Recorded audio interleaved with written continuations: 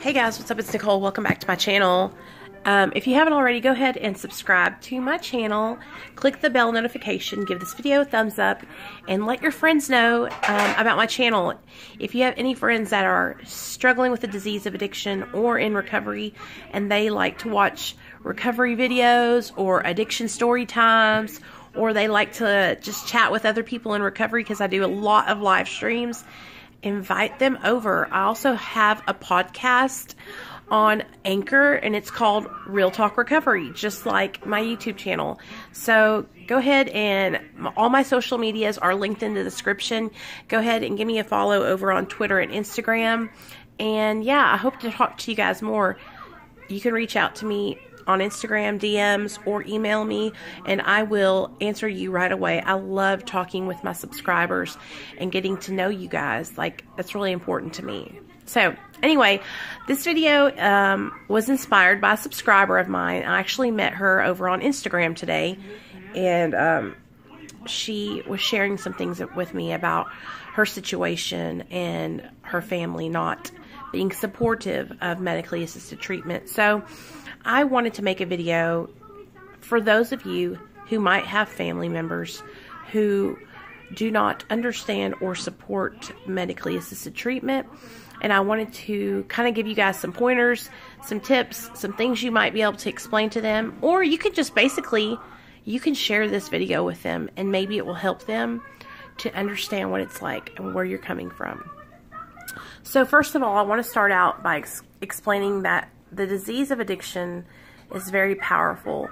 The addiction centers in our mind and our body, and it's a mental obsession.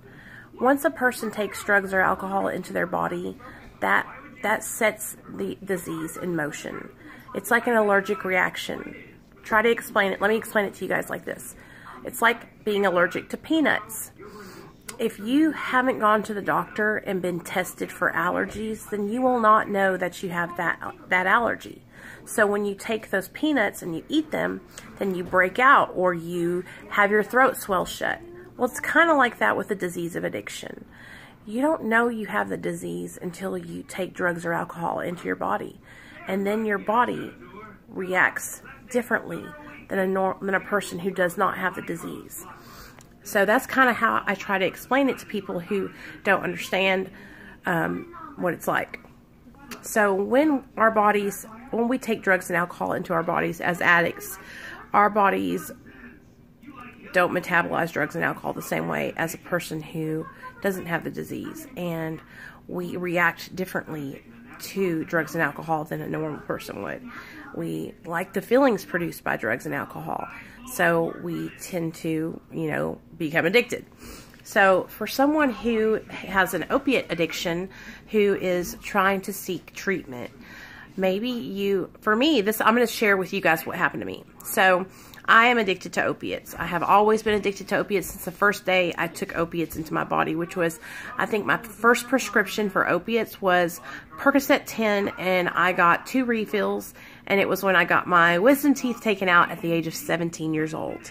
And I knew from the day I took opiates into the day I took those Percocets, that I loved the way it made me feel. It made me feel like I could do anything. It gave me energy. It gave me self-confidence, and it's almost like a superhero feeling, But now I know that was a false sense of confidence, and now I know that that was not really, confidence, that it was just the effects of the Percocet. But so I've always, from the first time I started taking opiates, I have taken them addictively. I remember having that first prescription and going through it really quickly because I was overtaking them. And then my mom called the doctor, and they sent a refill for me. And I remember my mom saying, "Now, Nicole, you can't take these." And my mom did not understand that, these medications were addicting. She just thought, well, she's in pain, she's taking a lot because she's hurting, because I had just had all my wisdom teeth cut out of my head. So a lot of parents will, if your children are having surgeries or anything like that, and they're being prescribed opiates, be aware. My mom had no idea that this was going to set my addiction in motion, you know?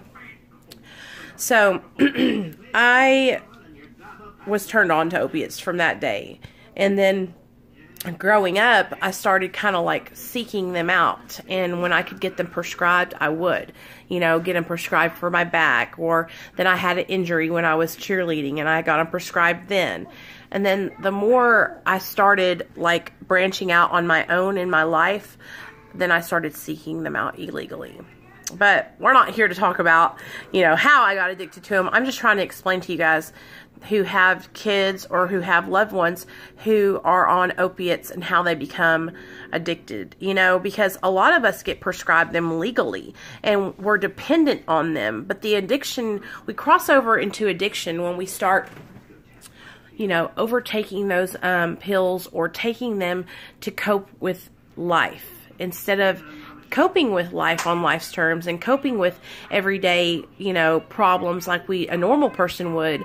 We will say, oh, well, I've got a lot of laundry to do today. I got a lot of things to do around the house. I'm going to take an extra one of my hydros. It'll give me some energy. And that's how it all starts out. It all starts out innocent, really. We just need a little kick, just a little something to get the job done. And then before you know it, you're taking so many that you can't function without them. And that's how it happens for so many people who become addicted to opiates. So my opiate addiction grew so quickly that I couldn't even keep up with the amount of opiates that I needed to take in to function. At the peak of my addiction, I was shooting up intravenously 7 to 8 30 milligram roxycodone a day. And that's at the peak. I would have to wake up in the morning and shoot up 30 milligrams of Roxy. And then throughout the day, just to keep myself from not going into withdrawal, 6 or 7 throughout the day, just to make myself to where I didn't feel sick. You know, and when a person who is on low doses of like hydrocodone, it's nothing to take 10 or 15 hydro 10s at a time. It's really not. Because what happens is the tolerance to those pills grows so fast. And before you know it, 10 milligrams won't even touch your pain, because your pain gets worse the more pills you take. I don't know how to explain it. That's all I can explain, is that the more opiates you take, the more you need. Same with benzodiazepines. The more benzos you take, the more you need. The higher your milligrams goes, the more you have to take. You know, it's just like, because our tolerance levels, our bodies become immune to them, because our bodies become used to that amount. You know, and it's just crazy. So anyway, when someone who is trying to stay sober from opiates tries to stop them, they get deathly ill. Deathly ill. I mean, the withdrawal from opiates it fucking sucks. And you can't really work when you're going through withdrawal the first couple of days. And so to actually be able to kick opiate addiction, you need to take time away from the drugs. And that's why it's always recommended like to go into detox, because then you can get away from your source and you can be somewhere where you can have time to get your body to get rid of the opiates. But then after your body gets rid of it and you go through the withdrawal, then you have to go through the mind part. And that's where a lot of people can't make it, and they go back and they relapse. So what Suboxone does is it gives a person a chance to build their recovery in their mind, and to start adapting and getting good practices in their life, to put time between themselves and their drug of choice. And it's really important for a person who is on Suboxone or Methadone to be working some kind of program of recovery, and to really get into a schedule and to get away from those old people, places, and things. Because if you're still going back to the same people, places, and things that you were when you were using, then that raises your chance of relapse. So that's why it's so important to get into the treatment, really dive headfirst into your treatment plan. And then if you're in a 30-day treatment facility and you get out, don't go back to the same place that you came from. You know, try to either go back to somewhere and get involved in a program with AA, NA, with a sponsor, working some steps, going to meetings, or go to a halfway house and learn how to live your life over again without that substance, without those opiates. Because what happens is we're so used to functioning with opiates in our bodies that when we get off of them, we don't know how to function. That becomes our normal. So if you can put enough time in between yourself and those opiates, that's the thing I recommend. It's like time. You need that space. But for people like me whose lives still have to keep going and we have to work jobs and we have children, then getting on medically assisted treatment can be really, really beneficial. And it can help you to be able to still live your life and work on recovering mentally. And then when you decide to taper off your Suboxone, you'll have that recovery in your mind with the steps and the support from your sponsor and fellow sober friends and all the programs and the fellowship and the meetings. And then when you taper off, you know, you'll have this basically this army of people behind you cheering you on, and it makes it a lot easier. So that's why a lot of opiate addicts choose to get on maintenance, because it gives them stabilization, and they can stabilize their life and work their jobs and learn about the disease of addiction and learn and go into therapy and have all these therapeutic times to talk with others, and that relatability of one addict talking with another addict and understanding what we go through, and then being able to say, you know, I'm not alone. And that's why it really helps a lot of us to be on medically assisted treatment, because it gives us time to build our foundation, time to lay that foundation of recovery, get a strong foundation, and then start building our house on it, you know.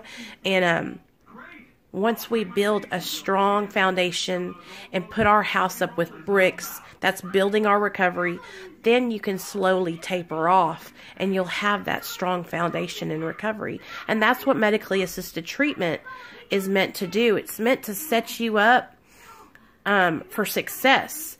That way, and it doesn't matter how long you're on it, you guys. There's no protocol like, oh, you need to be on medically assisted treatment for 1 week and then you need to taper off. No, that's actually the stupidest thing I've ever heard of. Whatever works for you and however long you have to be on medically assisted treatment to get yourself stable.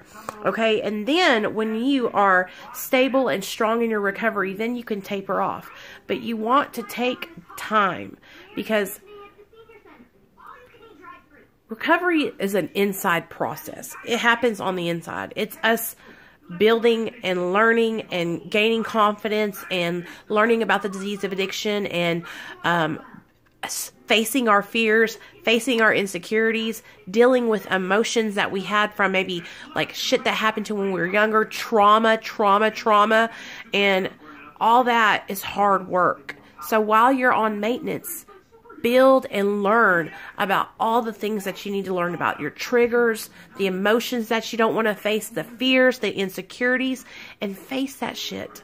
That way, when you get ready to taper off, you'll be fucking strong and ready to do it. Like I am. I've been working my ass off on my insides. So that way, when I jump off Suboxone, I'll be ready, you know?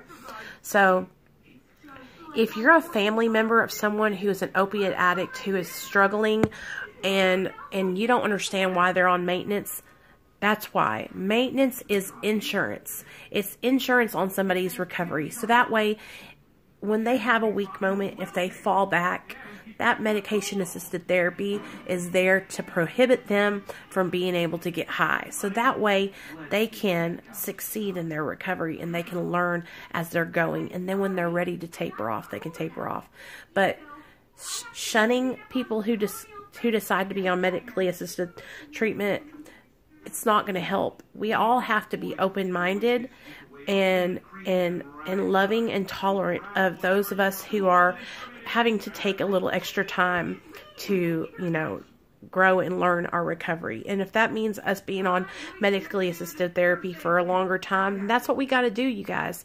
But, you know, pushing people away and making them feel less than, or judging, or like putting this narrative out that because someone is on medically assisted treatment, they're not serious about their recovery, is absolutely ridiculous.